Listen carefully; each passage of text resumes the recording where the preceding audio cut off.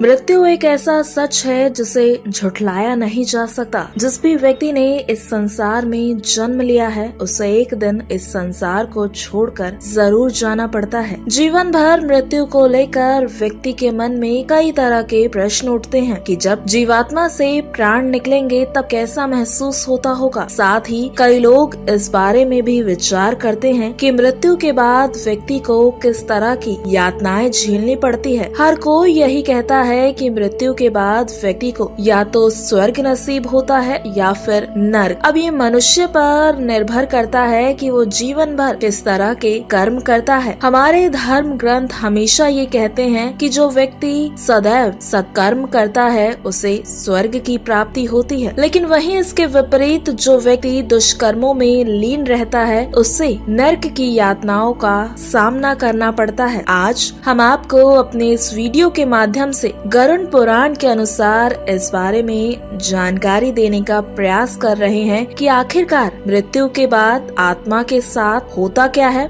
लेकिन अगर आपने अभी तक हमारे चैनल को सब्सक्राइब नहीं किया है तो जरूर कर लें, साथ ही बेल आइकन को दबाना बिल्कुल न भूलें। दरअसल गरुड़ पुराण में बताया गया है कि मृत्यु के बाद आत्मा को 47 दिन का सफर तय करना होता है, तब जाकर वो यमलोक पहुंचती है। गरुड़ पुराण के अनुसार जब मनुष्य की मृत्यु होने वाली होती है तो उसकी सभी इंद्रियां नष्ट हो जाती हैं, जैसे कि बोलने की शक्ति, सुनने की शक्ति आदि। लेकिन वहीं दूसरी तरफ उसे उस समय एक दिव्य दृष्टि की प्राप्ति होती है, जिससे वो पूरे संसार को एक नजर में देख सकता है। इसके बाद आत्मा को लेने के लिए यम के दूत आते हैं। कहते हैं कि आत्मा को लेने के लिए एक नहीं बल्कि 2 यमदूत आते हैं। यमदूतों को देखते ही आत्मा बहुत ज्यादा भयभीत हो जाती है और मनुष्य अपने मलमूत्र का त्याग करने लगता है। फिर आत्मा शरीर से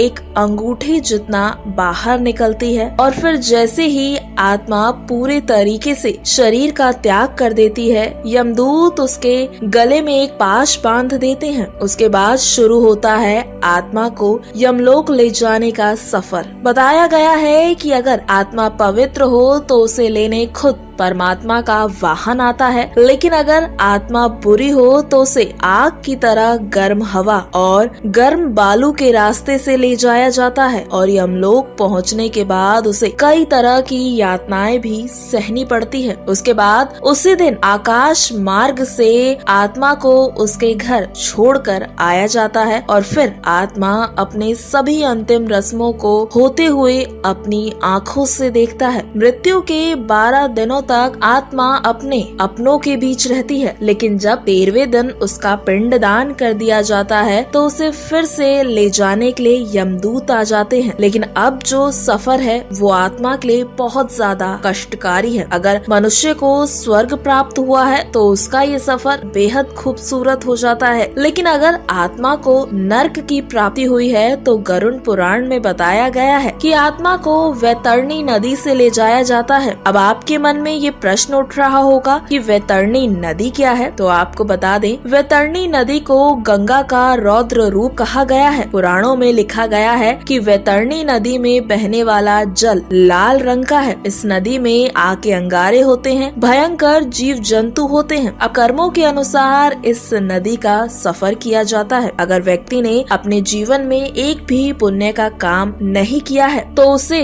इस नदी में यमदूत घसीटते हुए ले जाते हैं, जहां उसका सामना भयंकर जीव जंतुओं से होता है। लेकिन वहीं अगर व्यक्ति ने अपने पूरे जीवन काल में एक भी सत्कर्म पुण्य का काम किया है, खासकर बताया जाता है कि अगर किसी पापी व्यक्ति ने भी अपने जीवन में गौदान किया है तो उसे नदी के ऊपर से घसीटते हुए नहीं बल्कि नदी के ऊपर से वाहन पर ले जाया जाता है और वैतरणी नदी का ये सफर 47 दिनों का बताया गया है। 47 दिनों तक आत्मा को कष्ट झेलना पड़ता है। 47 दिनों तक आत्मा को पीड़ा बर्दाश्त करनी होती है और 47 दिन के बाद आत्मा यमलोक पहुंचती है। तो ये था मृत्यु के बाद आत्मा का 47 दिन का सफर। लेकिन आप सभी को हमारी ये सलाह है कि आपको घबराने और डरने की बिल्कुल आवश्यकता नहीं है। केवल अपने कर्मों पर ध्यान दीजिए और यूं ही अच्छे कर्म करते रहिए। आशा है आज की जानकारी आपको बेहद पसंद आई होगी। हमारा चैनल इंडियन माइथोलॉजी फैक्ट्स सदैव ही आपके सुझावों का स्वागत करता है।